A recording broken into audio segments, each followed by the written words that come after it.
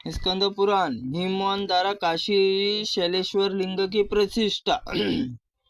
कार्तिकेय के कहते हैं कि ये पर्वतराज हिमवान की पत्नी पार्वती मेना के का आर्यपुत्र विद्या विवाह के बाद अपनी बेटी गौरी का समाचार न पा सकी, इसलिए महादेव जी कहाँ है वे अद्वितीय और त्रिशूलधारी भगवान शिव समाचार जानने के लिए कोई उद्योग कीजिए। गिरिराज हिमवान जी बोले, देवी अब अपनी प्यारी पुत्री की खोज के लिए स्वयं ही जाऊंगा।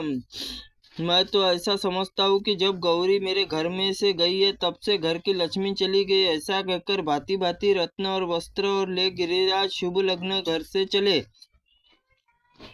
उन्हें कहीं दूर पर काशीपुरी देखा। मनियों ज्योतियों से जगमगा और प्रकाशमय आकाश मार्ग में व्याप्त होने वाले सब वैजयंती पताकाओं से समुदाय सुशोभित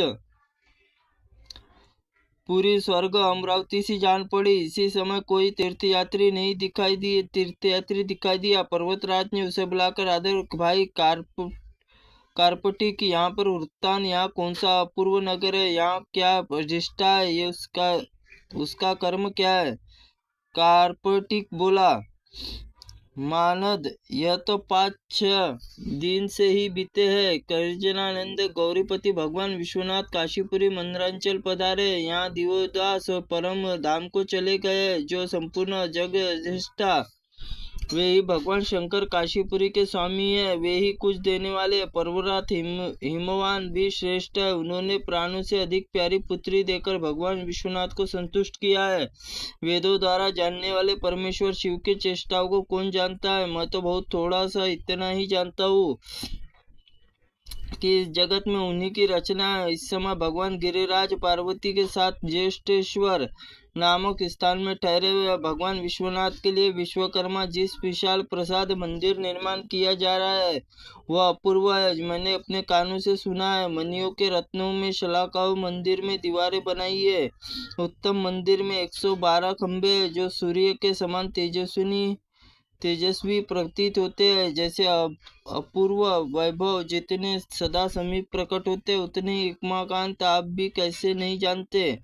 अगस्त्य अपने जमाता के लिए समृद्धि वर्णन सुनकर पर्वत लज्जा से दब गए और उन्होंने उस कार्पटिक को और तीर्थयात्री पारितोषिक देकर विदा किया। स्वयं इस चिंता करने में, ओहो, इस जगत में जितनी वैभव राशि सुनी जाती है वह सब मेरे जमाता से भवन में विद्यमान। मैं कन्या और जामाता संतोष के लिए भेंट देने के लिए कुछ लाया हूँ। वह सब तुम अगाध वैभव देखते हुए मुझे अत्यंत कुछ तुच्छ प्रतीक होता है। संपूर्ण जगत जिनका पसारा है और वही जिसमें रहकर कोई नहीं जान सकता। वेदज्ञ सर्वज्ञ परमेश्वर ही है जिसमें सदा अनिज्ञ समझाता वो सर्वज्ञ ईश्वर है। समस्त नाम और जिनके नाम है सर्वदेश व्यापी, सबको इस प्रकार सिद्धि देने वाले परमात्मा ये जिनका एक देश नहीं ज्ञात होता है, जिनको पहले मेरे पाषाण बुद्धि में पुरुष आचारहीन समान देखता है वही साक्षात ईश्वर है। इसमें श्रुति स्मृति या आचार ज्ञान प्राप्त कराती है। अब मैं जिनके नाम मात्र से ईश्वर जानता हूँ साक्षात ईश्वर है। दूसरों को ऐश्वर्य प्राप्ति करने वाले गुणातीत होकर समस्त गुणों के आधार है, कार्य कारण और इन्हीं के स्वरूप है। यद्यपि यह अवर्चनीय इसे प्रतीक हो रहे तथापि परम प्राचीन परात्पर केवल पार्वती स्वामी में और मेरे जमाता उमाकांत के लिए संपूर्ण विश्व के स्वामी। मेरी संपत्ति परिमिति थोड़ी बहुत, इनके वैभव में कोई माप नहीं है। मेरी लाई उपहार की सामग्री बहुत थोड़ी है। इसी समय मैं महेश्वर को इस समय मैं इन महेश्वर का दर्शन नहीं करूंगा। मनी मन ऐसा निश्चय करके गिरिराज हिमवान सायंकाल समस्त प्रवृत्ति अनुचरों को बुलाकर आज्ञा दी, सेवकों तुम शीघ्र ही सूर्योदय से पहले एक शिवालय का निर्माण करो। हिमवान की आज्ञा पाकर अनुगामी सेवकों ने रात बीतने से पहले सुंदर शिवालय बनाकर तैयार कर दिया। फिर गिरिराज हिमवान शैलेश्वर नाम से शिवलिंग की प्रतिष्ठा कर दी। चंद्रकांति से बना हुआ जिसकी जगमगाती प्रभा से सारा मंडल उज्ज्वल लोकमय आलोकमय हो रहा था। तदनंतर प्रातःकाल गिरिजा पंचनद कुंड में स्नान करके कालराज भैरव को नमस्कार करके पूजन करके वहां लाई हुई रत्न राशि छोड़कर अपने पार्वती सेवकों को साथ तुरंत लौट गए। बाद में काल का मुंडन नाम वाले 2 शिवगणों वरना समुद्र तट पर उस समय देवालय को देखा कि उसने बड़े प्रसन्न होकर शिवजी के समीप गए, साष्टांग प्रणाम किया, हाथ जोड़कर देवादिदेव,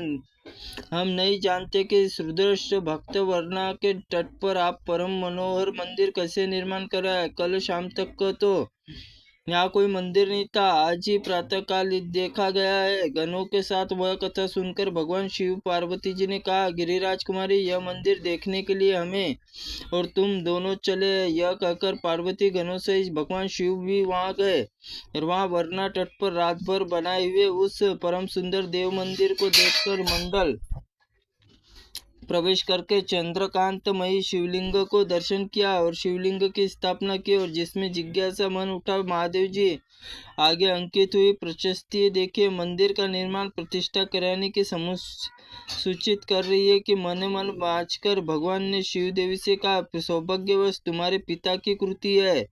इस तरह यह देख कर लो कि यह सुनकर पिताजी ने बड़ी प्रसन्नता से चरणों में प्रणाम किया और नाथ, इस श्रेष्ठ लिंग को विग्रह आप दिन रात में स्थित रहना चाहिए, एकमेव वस्तु होकर। एक महादेव जी ने कहा कि पार्वती वरना नदी के जल में स्नान करके जिनके द्वारा शैलेश्वर शिवलिंग पूजा करके तथा जो पितरों को तर्पण करके प्रसन्नतापूर्वक अपनी शक्ति के अनुसार दान दे, उन्हीं को इस पुनरावृत्ति नहीं होंगी। श्री शैलेश्वर नाम से महालिंग में सदा निवास करूंगा। जो शिवलिंग पूजन करेगा मनुष्य परम मोक्ष को प्रदान करूंगा। जो वरना सुंदर तट पर शैलेश्वर का दर्शन करके काशी में निवास करने के लिए उन लोगों को भी कभी दुख नहीं दबा सकेगा। त्रुटिपूर्ण वाक्य के लिए भगवंत आप हमें क्षमा करें। ओम नमः शिवाय नमः। ओम स्कंद पुराणाय नमः।